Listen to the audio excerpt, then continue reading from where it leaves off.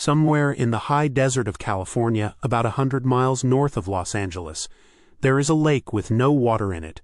It has been dry for thousands of years. If you stood at its center on a summer afternoon, you would see the same thing in every direction. A floor of pale, cracked clay, flat as a tabletop, running out toward mountains that never seem to get any closer. The heat rises off the surface in slow waves. There is no shade. There is almost no sound. And that silence is the reason for this story. Because for one long stretch of the 20th century, this empty lakebed was the loudest place in aviation. The sounds made here had never been heard on Earth before. Some of them are still echoing. Tonight we're going to stay in this desert for a while. We'll move slowly. There is no rush and nothing you need to remember. We'll watch the machines arrive, one strange shape at a time. We'll meet the quiet, stubborn people who flew them. And somewhere in the middle of the night, on a bright October morning in 1947, we'll listen with the ground crews as the desert hears a sound no airplane had ever made. This is the story of Murik, the dry lake that taught the world to fly faster than sound. Chapter 1. The lake with no water. Long before anyone flew here, the lake had a name given to it by surveyors. Rogers Dry Lake. It is what geologists call a playa, the bed of an ancient lake that filled and shrank and filled again over tens of thousands of years, until the climate turned and the water never came back. What the water left behind was a gift, though it took a long time for anyone to notice. Every winter, a thin sheet of rain settles over the clay. Every spring, the desert wind slides across that shallow film of water back and forth, day after day, smoothing it the way a plasterer smooths a wall. Then the sun comes and bakes the whole surface hard. The result, repeated for centuries, is one of the flattest natural surfaces on the planet. 44 square miles of it, clay so hard you can land 100,000-pound aircraft on it and barely leave a mark. Nature, in other words, had built a runway bigger than any human being would ever pour in concrete, with approaches that ran on for miles in every direction, and not a single thing to hit. In the early 1930s, the United States Army came looking for empty land to practice bombing, and found all this flatness sitting under an empty sky. The nearest settlement was a scatter of homesteads and a railroad water stop. The family that ran the general store there were named the Corums. When they applied for a post office, the name Corum was already taken somewhere in California. So they spelled their name backwards. Murik. That is really how the place got its name. A small family's name turned around, the way so much in this desert would soon be turned around. For years, not much happened. Bombers droned out from March Field, dropped their practice loads on the lakebed, and droned home. The desert swallowed the noise the way it swallowed everything else. Jackrabbits, creosote bush, Joshua trees standing with their arms up like they were the only witnesses. At night, the temperature fell away. The sky went black from horizon to horizon, and the stars came down so close that pilots said you couldn't tell where the lakebed ended and the sky began. Hold onto that image for a moment, the flat dark ground, the enormous sky, the silence, because everything that happens in this story happens against that silence. Every engine you're about to hear was heard against nothing at all. Chapter 2. The Wooden Battleship.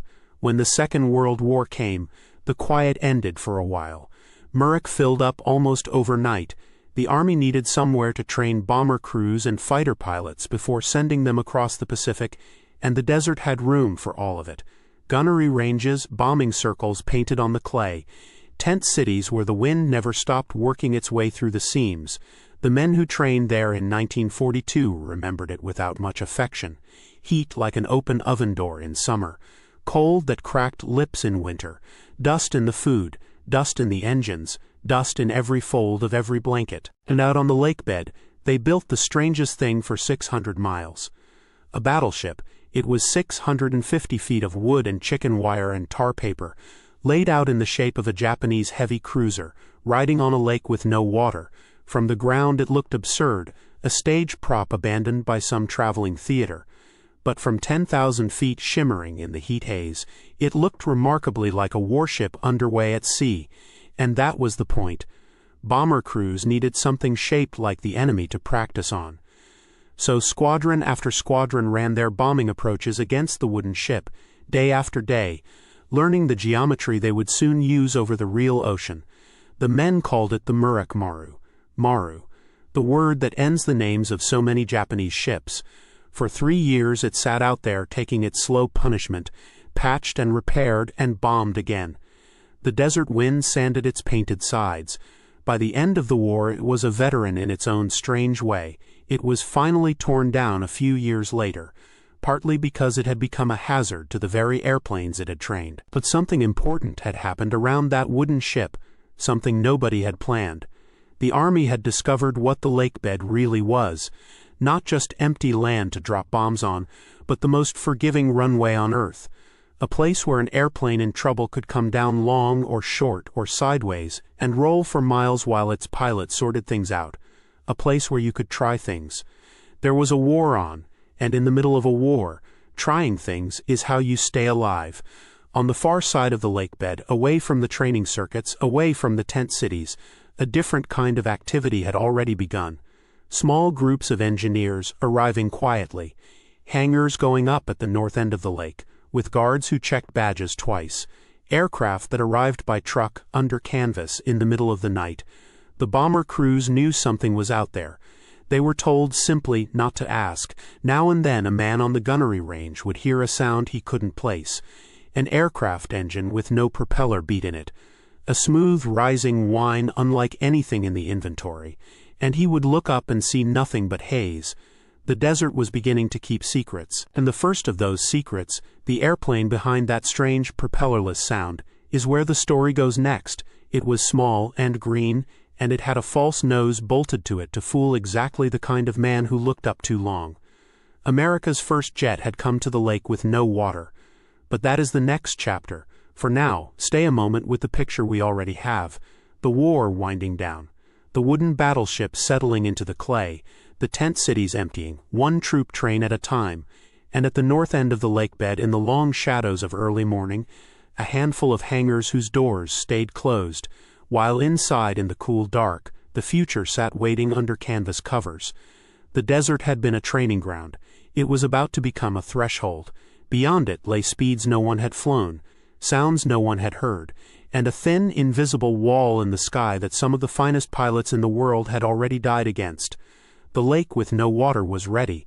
The strange shapes were coming. Chapter 3, The Strange Shapes. The first of them had arrived in the autumn of 1942, in pieces, in crates marked with nothing that meant anything. It was a small airplane, mid-wing, smooth as a bar of soap, and when the crews at the north end of the lake bolted it together, the men who saw it noticed the same thing immediately.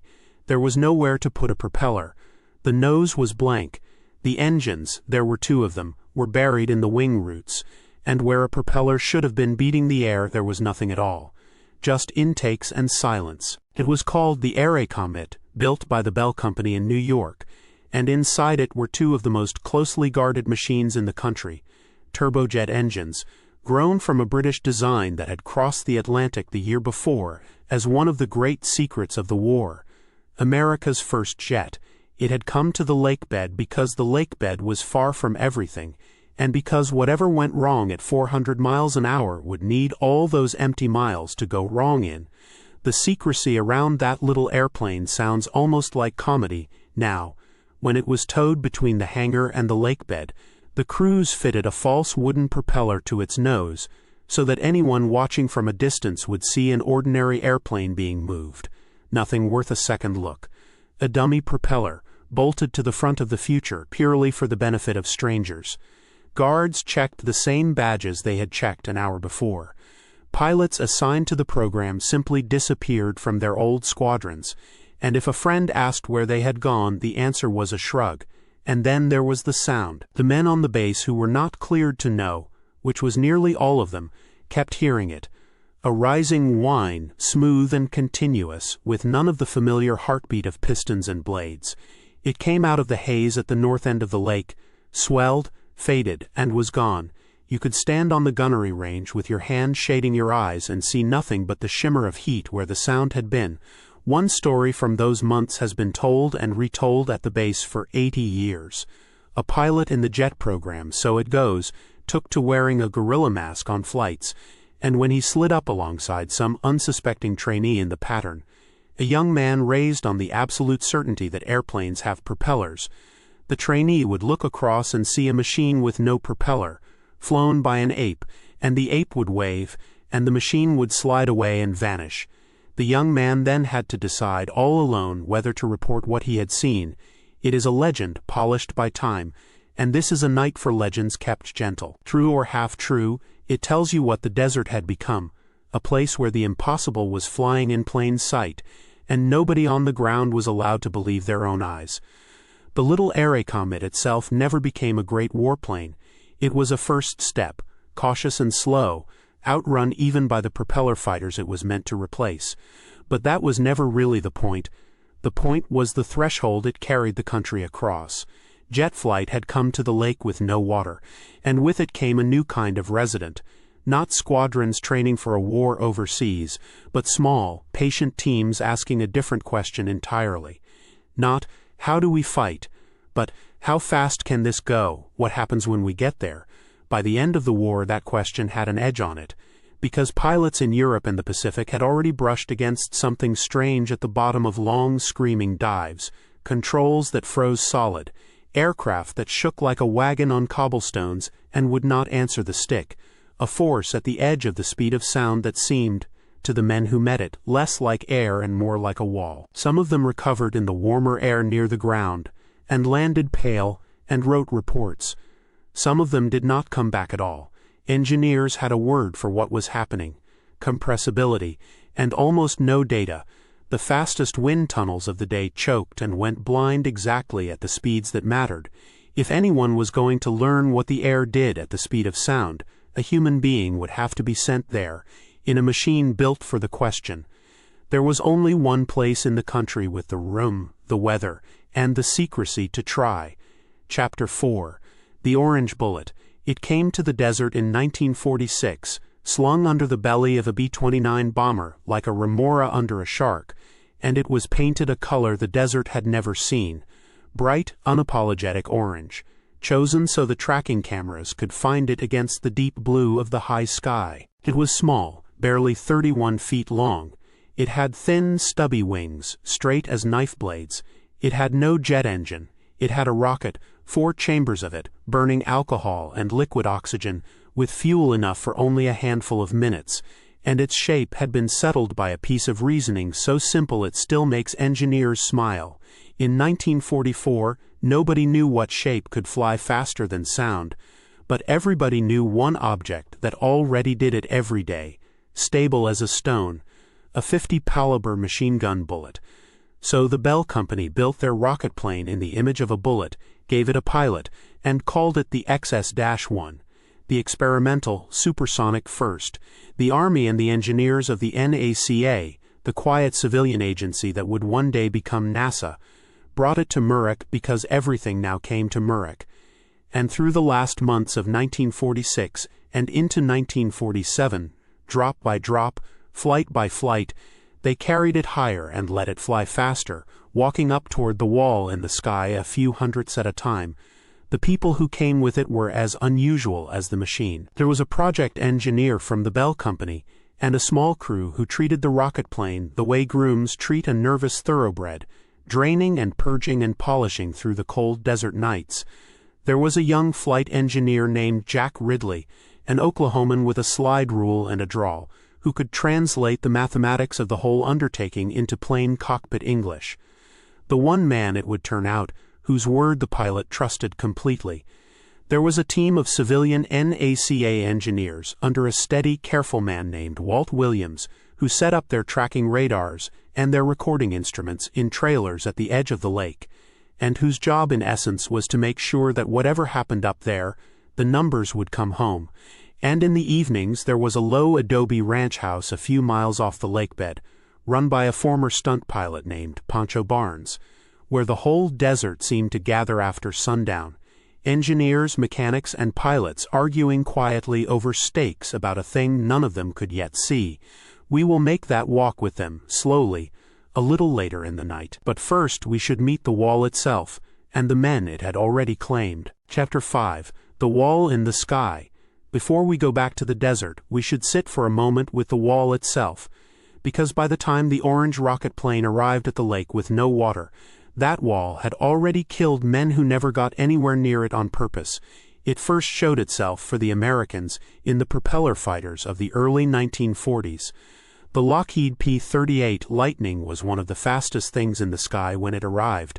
Twin-engine, twin-boomed, elegant in a way fighter aircraft rarely are. Pilots loved it, and then in steep dives from very high altitude it began to do something nobody could explain. Push a P-38 into a dive from 30,000 feet and it would accelerate the way you'd expect, faster and faster and faster. But somewhere past 390 miles an hour, the airplane started to change its mind about the rules. The tail would begin to shake gently at first, then hard enough to feel in your teeth. The nose would tuck downward on its own, steepening the dive further, as though something invisible were pressing it down. And when a pilot pulled back on the control column, the way you would to climb out of any ordinary dive, nothing happened. The stick simply would not move. The airplane held its dive, accelerating, and there was no manual in existence that told a man what to do next. Some of them died that way, riding a machine that no longer answered to them, all the way down into the desert or the sea. In May of 1941, a United States Army Air Corps officer named Major Signa Gilkey found himself caught in exactly that lockup during a test flight in an early Lightning. He did not bail out. He rode it, feeling for anything that still worked, and found that if he worked the trim wheel very gradually, rather than fighting the frozen stick, the airplane would, slowly, listen again. He came out low, and he came out alive, and what he carried back to the engineers on the ground was the first real clue anyone had. The airplane wasn't broken. It was meeting something, some new kind of air. It took years to understand what that something was. As an aircraft nears the speed of sound, air stops behaving like the smooth, forgiving fluid pilots and engineers had always assumed it to be. It piles up. Shock waves begin to form on the wings before the rest of the airplane gets anywhere close to that speed, and those shock waves shift the center of lift backward, toward the tail, in a way that nothing in 1940s aerodynamics had prepared anyone to expect. The engineers eventually solved it for the Lightning with small hinged flaps under the wings that could be lowered in a dive, breaking up the shock before it took over the airplane. It took until 1943 to get there. In the meantime, the wall had already taken pilots who did everything right, and it had done so quietly, without headlines, the way test flying so often does. Every one of those deaths and near deaths and half-understood recoveries fed into the same growing, inspoken belief among aviators, that somewhere around the speed of sound there was a wall, not a metaphor, a wall, something solid enough to shake an airplane to pieces, and no one had yet found a door through it. Then, one late afternoon in England, the wall took someone the whole aviation world had watched grow up. His name was Geoffrey de Havilland, the son, not the father, though the father's name was already carved into half the record books in British aviation. The younger de Havilland had spent his whole life around airplanes, and by the autumn of 1946 he was flying one of the strangest and most beautiful of them, the DH-108 Swallow, a small swept-wing jet built to explore exactly the territory that had killed the P-38 pilots, only faster, only closer to the sound barrier itself. On the 27th of September, he took off from Hatfield Aerodrome a little after 5 in the afternoon, climbed out over the Thames estuary, and began a high-speed dive meant to test the airplane's controllability as it approached the sound of its own passage. He pushed the Swallow down from 10,000 feet, and as it neared 5,000, doing something close to 9/10 the speed of sound, the same invisible hand that had grabbed the Lightnings years before closed around his aircraft. What happened next was violent and fast. The shock waves building along the swept wings disrupted the airflow so badly that the whole aircraft began to pitch. Nose up, nose down, up again, faster and harder each time, a kind of shuddering the engineers would later describe almost gently as an undamped, violently divergent oscillation. It was neither gentle nor slow to the man inside it. Within seconds, the loads on the airframe exceeded anything the Swallow had been built to survive. The main spar cracked, both wings tore away, They found his body on the mudflats near Whitstable, the parachute pull ring still untouched in his hand. He had never had the chance to reach for it. The violence of the pitching had thrown his head against the canopy hard enough, investigators believed, to break his neck before the airplane ever finished coming apart. Another test pilot who flew the same kind of high-speed oscillation and survived it later suggested quietly that de Havilland's height might have been part of what killed him, that a shorter man, thrown around in the same cockpit, might not have reached the canopy at all. News of his death moved through the small, close world of test pilots the way news like that always does, fast, and without much need for explanation, because every one of them already understood, better than anyone else alive, exactly what the wall was capable of. This is the world the Bell X-1 program stepped into. Not an abstract engineering problem, but a wall with a body count. Every engineer at the lake with no water knew about the Lightning pilots. Every one of them knew, within weeks, about de Havilland. And the small, quiet team preparing an orange rocket plane to fly directly and deliberately at that same wall understood with total clarity that they were not chasing a number on a gauge. They were going looking for the thing that had already killed people who never meant to find it at all. They went anyway. That is where we're headed next. Back to the desert, back to the 14th of October, to the morning a man with 2 broken ribs climbed into a small orange airplane and flew straight at the wall on purpose. Chapter 6, 14 October. We have already walked partway through this morning once, quickly, in the daylight version of this story. Tonight we can afford to walk it slowly, the way it actually happened, hour by hour, breath by breath, out on a lake bed so quiet you could hear a fuel valve click open from 100 yards away. The date was the 14th of October, 1947. 2 days before, on a horse, on a moonlit ride out past the edge of town, the project's chief pilot had come off badly at a gate somebody had left closed, and broken 2 ribs on his right side. He told almost no one, certainly not the flight surgeon, who would have grounded him without a second thought and handed the flight to somebody else. He told Jack Ridley, the young engineer who understood machines and understood men in roughly equal measure, and Ridley, after making sure the injury wasn't going to kill him outright, did something almost absurdly practical. He found a length of broom handle, sawed it down to about 10 inches, and showed his pilot how to use it as a lever.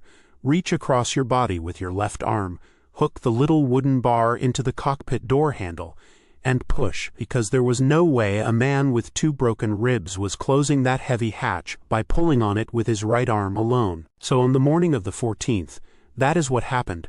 A pilot who could barely raise his right arm climbed into the cockpit of a small orange airplane, and a friend closed the world in around him with a sawed-off broomstick, and neither of them told anyone else on the program what had just happened, because the flight was going forward regardless. The airplane itself was strange to look at even by the standards of that strange decade. Barely 31 feet long, shaped, quite deliberately, like the .50 caliber bullets that were already known to fly faster than sound without tumbling apart. Its stubby straight wings built thin and hard, its 4 rocket chambers burning alcohol and liquid oxygen with just enough fuel for a few minutes of full power. It rode to altitude the way it always did, slung beneath the belly of a B-29, climbing slowly through the cold morning air above the lake with no water, while below, in trailers scattered around the dry clay, engineers from the quiet civilian agency that tracked every second of every flight sat at their instruments, waiting.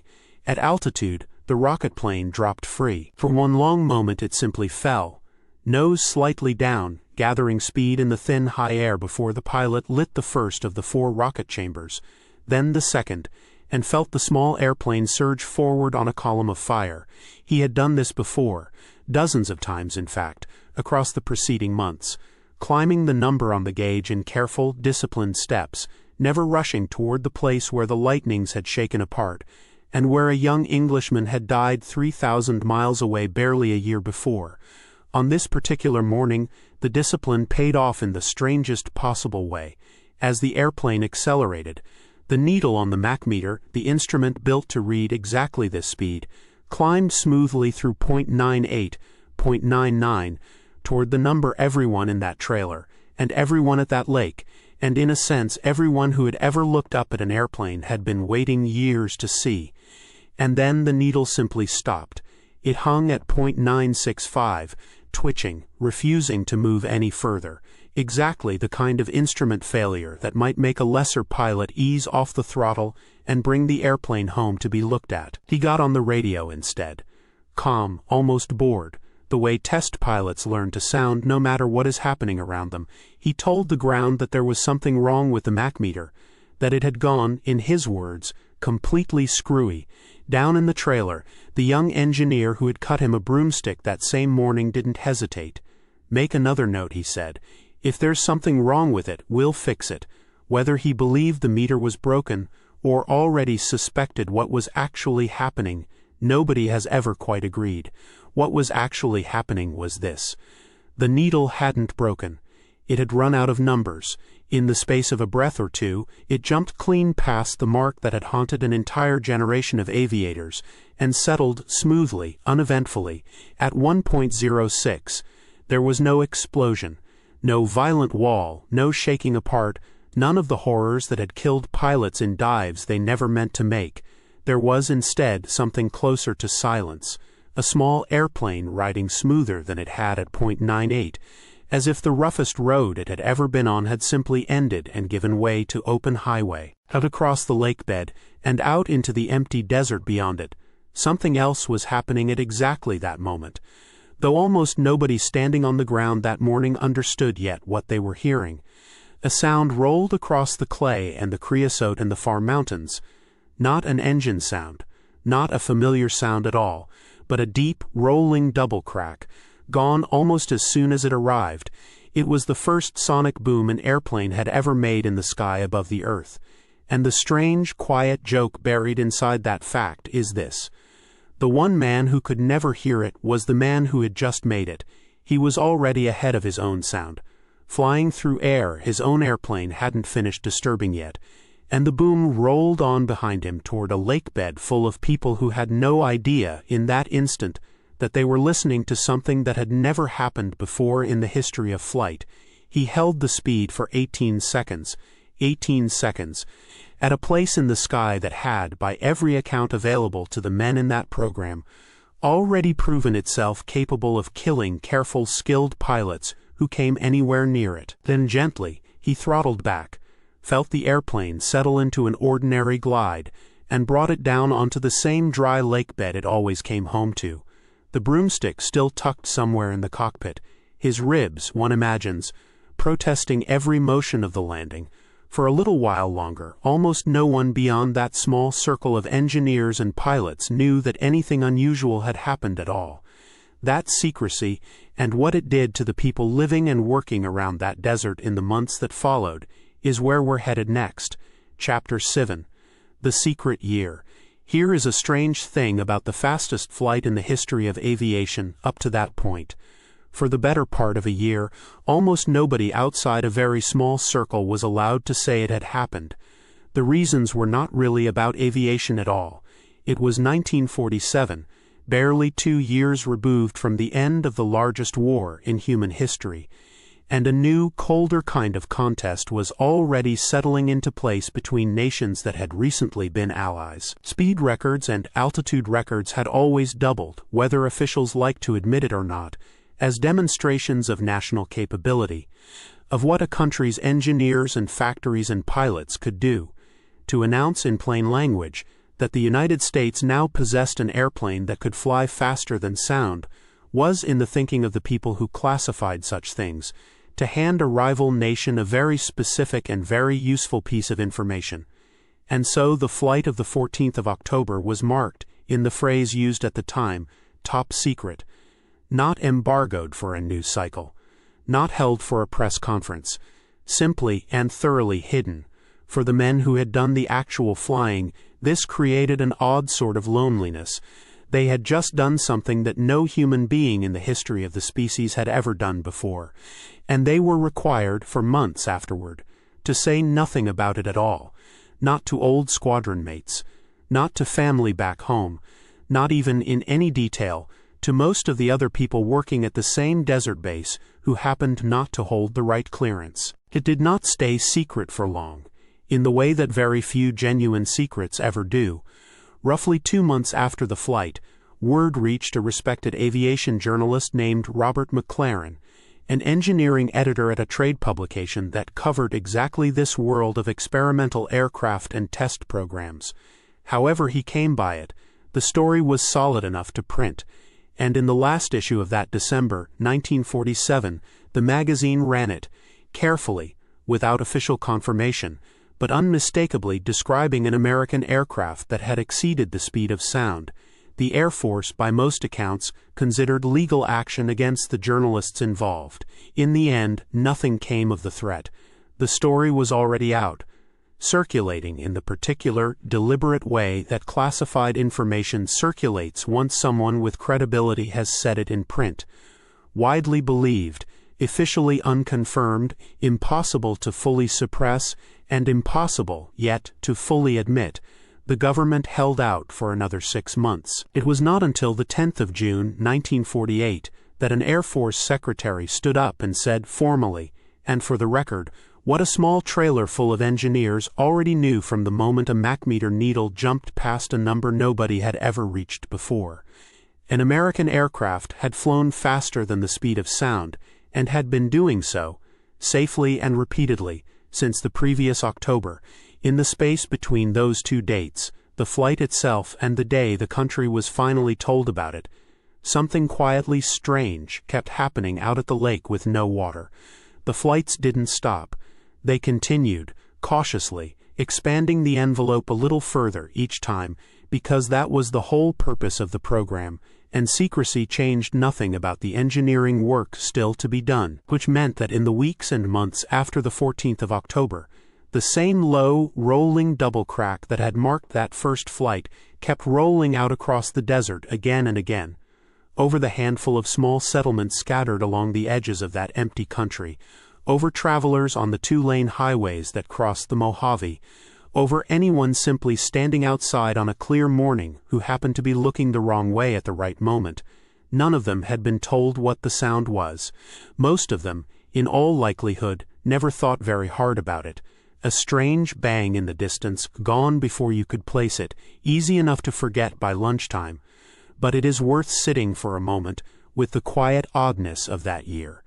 An entire new physical phenomenon, one that human ears had almost certainly never heard before in the history of powered flight, was being broadcast across a stretch of American desert, again and again, to an audience that had no idea what they were hearing, produced by a program that was, by law, not allowed to tell them. By the time the secret was finally lifted in June of 1948, it had already stopped feeling, to the small community out at the lake, like much of a secret at all. It felt, more than anything, like the ordinary patient rhythm of test flying. Climb, drop, light the rockets, listen to the radio call, bring it home, do it again next week. The wall had been broken. Now the work was simply to see how far past it a person could go. That question, how far, is where the story goes next. Chapter 8, Faster. Breaking the wall, it turned out, was not the end of the story.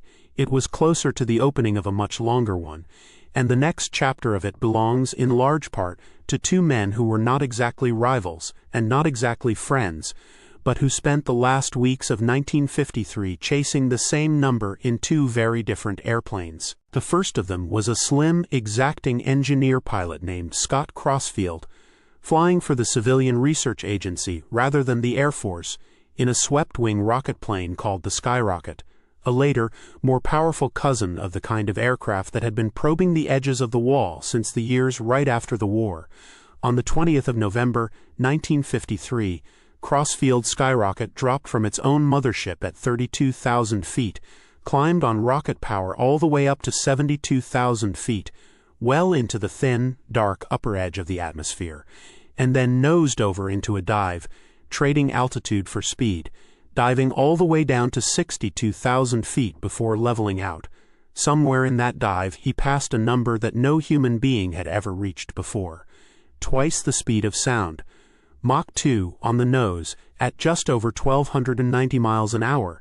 It was, as it happened, the only flight that particular skyrocket would ever make above that speed, a single, perfect, unrepeatable dive into a part of the sky no one had visited before. Word of it reached the X-1 program's chief pilot within days, and by every account of the people who knew him, it did not sit easily. He was, after all, the man who had broken the wall in the first place, 6 years earlier, and now someone else had gone faster. 22 days later, on the 12th of December, he went up in an improved version of his own rocket plane, the X-1A, larger, more powerful, built to push further than the original ever could, and where Crossfield had reached his record in a dive. Borrowing gravity's help to add speed, the X-1A's pilot did something considerably more dangerous. He climbed to 74,700 feet and pushed the airplane past Mach 2 in level flight, under rocket power alone. No dive to help him along.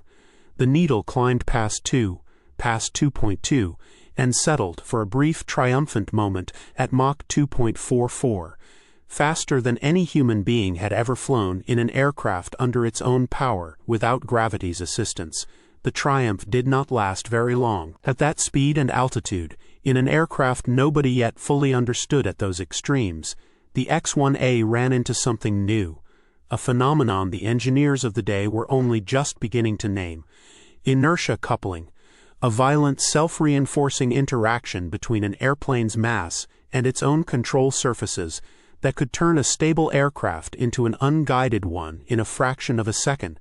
The X-1A began to snap and roll and spin, all three axes at once, an airplane tumbling through the sky the way a thrown stone tumbles, entirely beyond its pilot's control.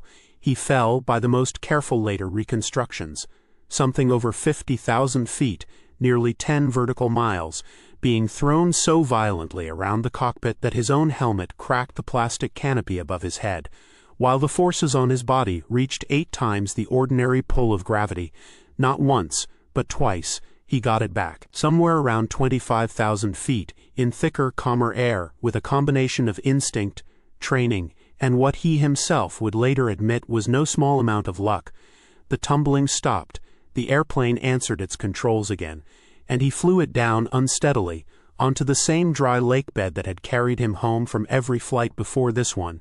It is worth sitting with both halves of that December for a moment before we move on. In the space of 22 days, 2 different pilots in 2 different airplanes pushed past a speed no human being had ever survived at before. And one of them very nearly didn't survive it at all.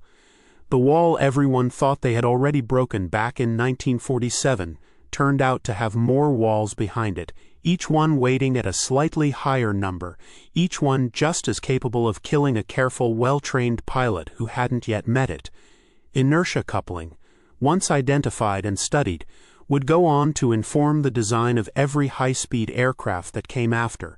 One more piece of knowledge bought, the way so much of this knowledge was bought, at the edge of somebody's survival. The men who did this work were not reckless. They were, almost to a person, methodical, careful, disciplined test pilots and engineers who understood exactly how dangerous their job was and did it anyway, in careful, incremental steps, because that was the only way anyone had ever found to push the boundary outward. Some of what they learned by surviving. Some of it, quietly, they learned from the ones who didn't. Both kinds of knowledge went into the same growing understanding of what a human being could do at those speeds.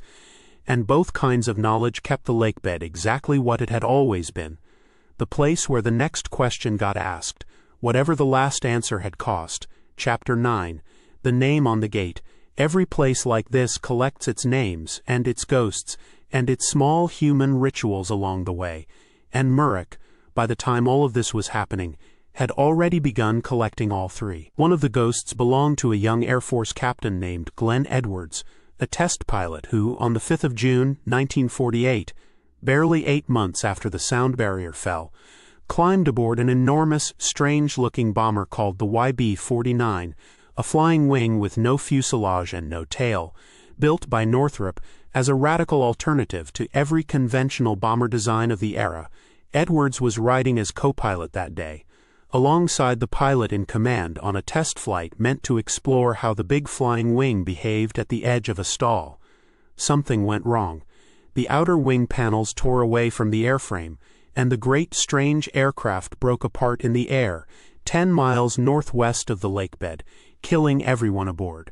It would be another year and a half before the base carried his name. On the 8th of December, 1949, the Air Force renamed Muroc Air Force Base in his honor, and the small desert outpost that had already hosted a wooden battleship, a jet with a false propeller, and the first airplane to outrun its own sound became, officially and permanently, Edwards Air Force Base, a name built not from triumph, but from one more of the many lives the desert had quietly asked for along the way.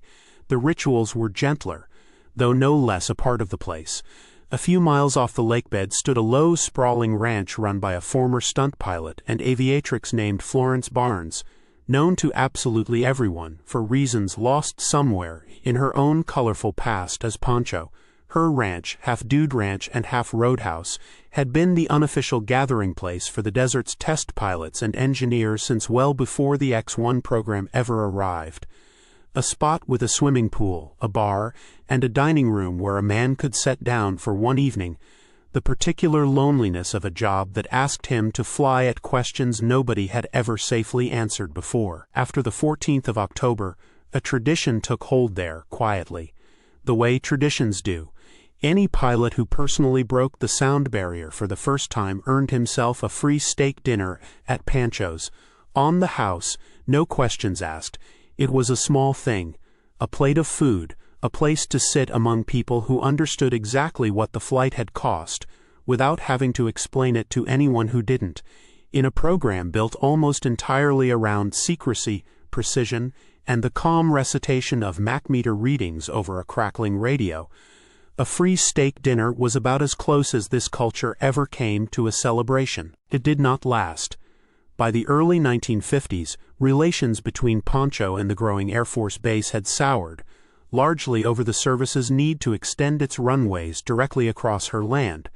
The disagreement became a lawsuit, and the lawsuit dragged on for years, and in November of 1953, the same autumn that had already seen Crossfield's dive past Mach 2 and the X-1A's near-fatal tumble, a fire burned the ranch to the ground before the case was even settled. The Air Force took the land it had wanted all along. Pancho resettled nearby in a much smaller house, and the desert kept the last of its old informal gathering places only in memory, and later in the pages of a book, and later still on a movie screen, for anyone who wanted to understand what the culture out at that lakebed had actually felt like from the inside in the years when the wall was still being broken. By the middle of the 1950s, the desert had already given the world a wooden battleship, a hidden jet, a sound barrier, 2 competing claims on Mach 2, a base renamed for the dead, and a free steak dinner tradition born entirely out of relief that a man had come home. It was not finished giving. There was one more chapter still ahead of it, one that would eventually carry human beings clean off the planet and bring some of them home again, to the very same dry lake where all of this had started.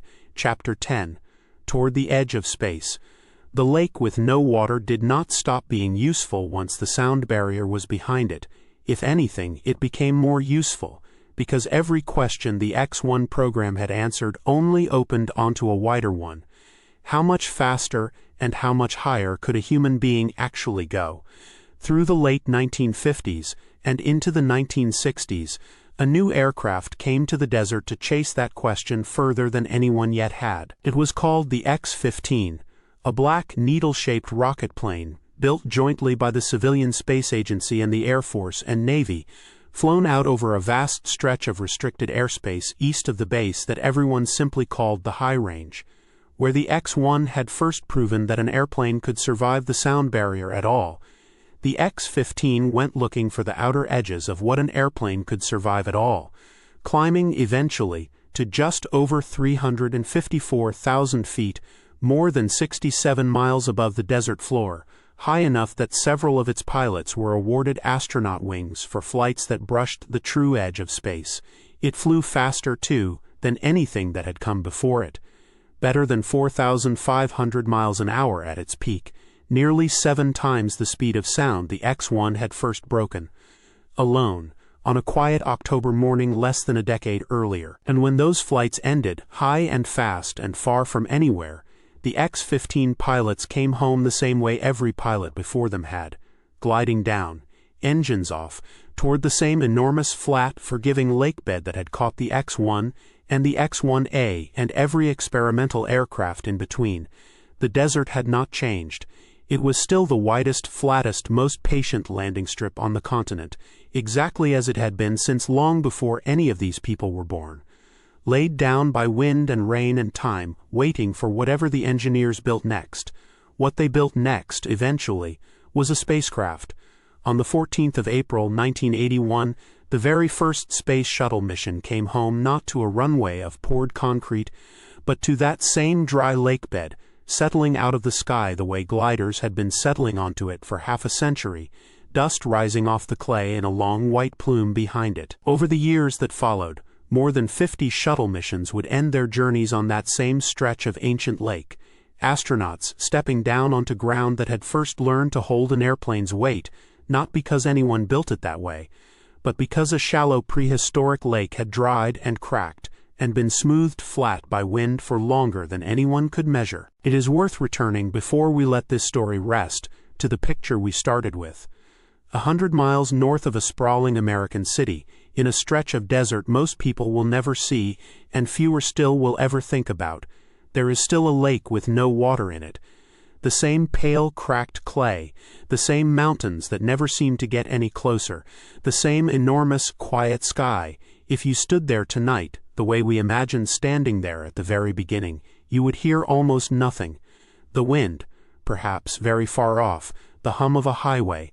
The desert has a way of absorbing sound and swallowing history, and simply going on being flat and empty and patient long after the people who once filled it with rocket fire and radio calls and steak dinners and quiet grief have gone. But if you listen very carefully and let your mind drift back across everything this lake has held, the wooden warship rotting slowly in the heat, the little jet with its false wooden propeller, the orange bullet-shaped rocket plane and the broomstick that got its pilot into the cockpit, the double crack that rolled out across the clay on an October morning, and the men in a distant trailer who heard it and understood, before anyone else on Earth, exactly what they were listening to, you might, if only for a moment, understand why this particular stretch of nothing became one of the most important places in the history of flight. Not because it was beautiful, not because it was easy, but because it was flat and wide and endlessly, patiently forgiving of every strange machine that ever needed room enough to fail and try again, and finally, one bright morning, succeed. Sleep well. The desert isn't going anywhere.